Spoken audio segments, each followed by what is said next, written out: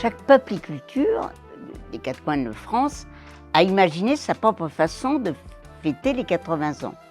Et donc, il nous revenait à PEC, à la fois d'organiser l'Assemblée Générale de PEC et les 80 ans. Et nous avons souhaité le faire avec la projection de films, parce que d'entrée de jeu, quand le Peuple et Culture s'est créé en Corrèze en 1951, le cinéma, la diffusion, la projection, la médiation autour des films proposés a été tout de suite une activité très importante de Peuple et Culture, dans les usines, dans les villages, parce que Peuple et Culture avait une audience très forte dans le milieu rural. Le cinéma tout de suite eu de l'importance et a été considéré comme un art majeur, dont le peuple devait pouvoir se saisir, voilà. On rentre tout de suite avec le cinéma à la fois dans les rapports du peuple et de la culture au peuple, quoi. Je trouvais que c'était voilà, c'est pour ça qu'on a choisi de fêter les 80 ans autour du cinéma documentaire. C'est un très long compagnonnage avec Federico. Il a été rencontré par Manet, je crois que ça a matché tout de suite et voilà, et il ne nous a plus quittés parce que bon, c'est quelqu'un qui travaille bien cette question de l'éducation populaire. Il a une capacité, il a une grande intelligence des films qu'il propose et du cinéma en général, de son histoire, de son mouvement.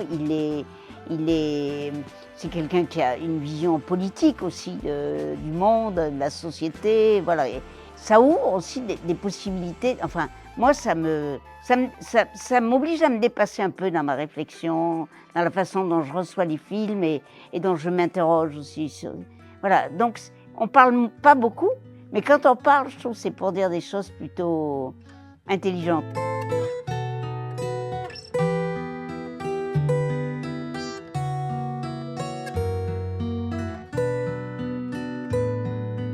Moi, je suis un déclencheur d'incendie, mais chacun a son propre incendie dans sa tête et qui le remonte à son expérience personnelle, à son vécu, à son histoire. C'est pour ça que je ne serais pas content de sortir de ces 2 jours-là si tout le monde me disait « Ah tiens, j'ai tout compris ».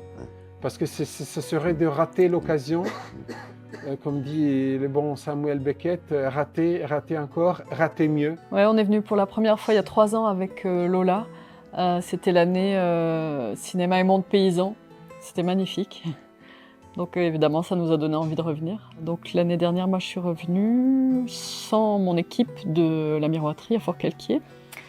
Mais j'espérais bien réussir à amener Marion un jour parce que je savais que ça allait lui parler et voici qu'elle est là. Eh bien, sans être du tout, nous, du coup, rattachés à une quelconque association d'éducation populaire, c'est vrai que le travail qu'on mène depuis 18 ans sur le pays de Forcalquier ressemble fort à ce que vous faites avec Peuple et Culture, avec vraiment l'envie de partager des œuvres qu'on aime, des œuvres exigeantes, sur un territoire rural, de proposer aux habitants du territoire de pouvoir avoir accès à un cinéma qui en effet est très exigeant, mais qui propose aussi une ouverture et une connaissance du monde qui nous paraît fondamentale, dans cette idée qu'il faut aussi pratiquer pour pouvoir accéder à une compréhension de l'art et aussi pouvoir s'exprimer à travers l'art. Ce qui est intéressant en venant ici à ces rencontres de Peuple et Culture, c'est qu'on se sent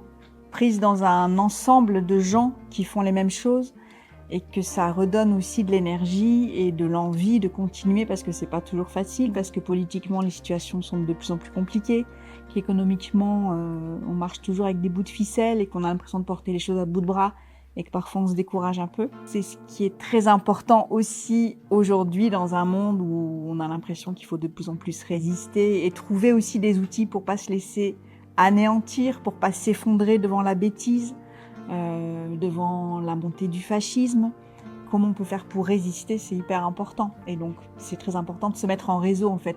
Donc Peuple et Culture, c'est un réseau Nous, on n'est pas dans cette dynamique-là, mais le fait de pouvoir venir à ces journées, ça nous permet de nous relier aussi à toute cette énergie d'éducation populaire qui, je trouve, moi, ressort beaucoup en ce moment, revient vraiment sur le devant de la scène. Mais effectivement, ça nous nourrit beaucoup ces week-ends, même si c'est 2 jours par an, depuis 3 ans. Moi, j'ai l'impression petit à petit d'apprendre à connaître peuple et culture. Ça m'a rendue plus attentive aussi à cette histoire-là. Et voilà, il va falloir encore quelques années, mais ça se construit comme ça.